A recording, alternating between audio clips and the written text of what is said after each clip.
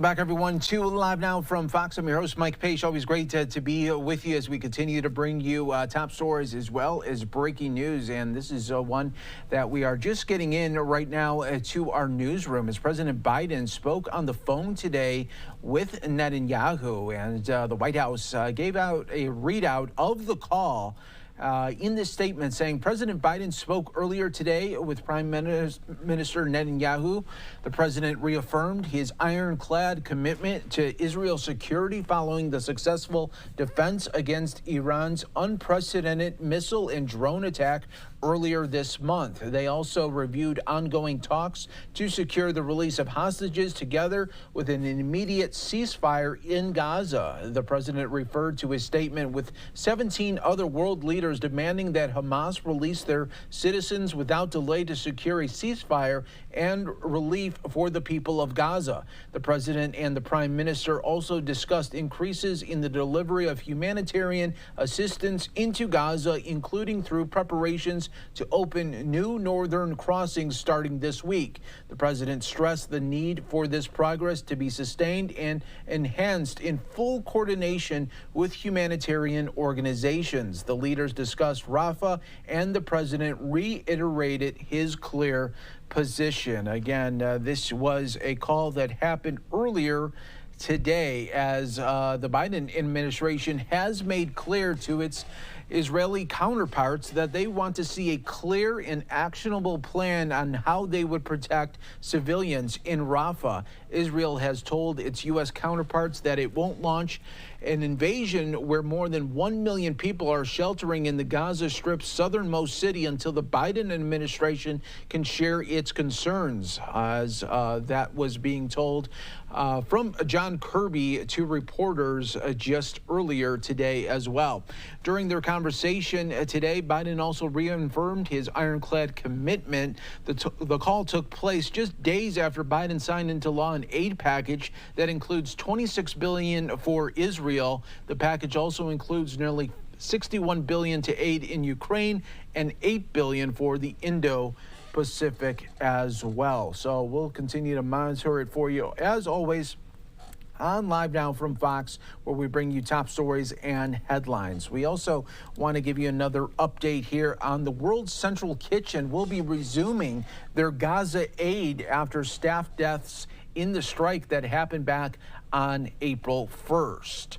Prior to halting operations, the World Central Kitchen had distributed more than 43 million meals in Gaza since October, representing by its own account 62% of all international aid. The charity said it had 276 trucks with the equivalent of almost 8 million meals ready to enter through the Rafah crossing, and will also send trucks into Gaza from Jordan. The April 1st deaths triggered widespread condemnation and demands from Israel's allies, including the U.S., for an explanation. Israel said its investigation had found serious errors and breaches of procedure by its military, dismissing 2 senior officers and reprimanding senior commanders.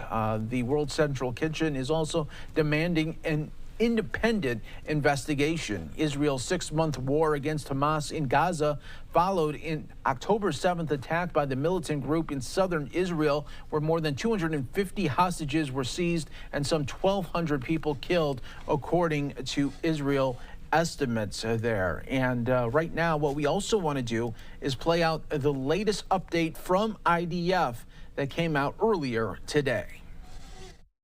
Few weeks. The amount of humanitarian aid going into Gaza has significantly increased.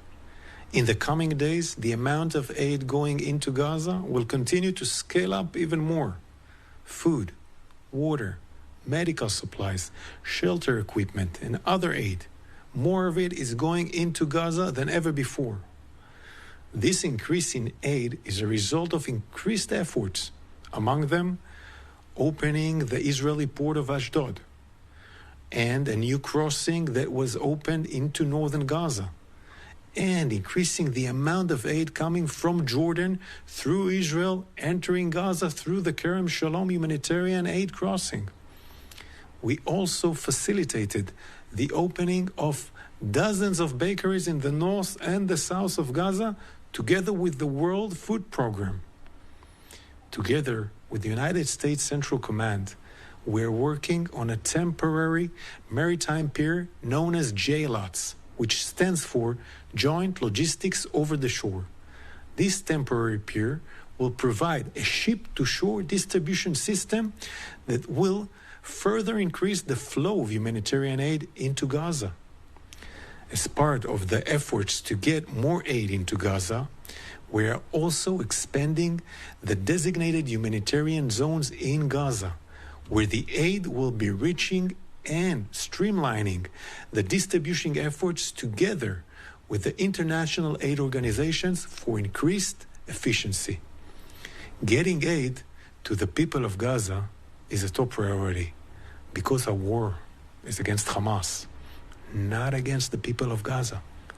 We seek to help alleviate the suffering of the civilians in Gaza. That is a result from the war that Hamas started on October 7th, when it massacred and kidnapped Israelis. The Israel Defense Forces operate according to the international law.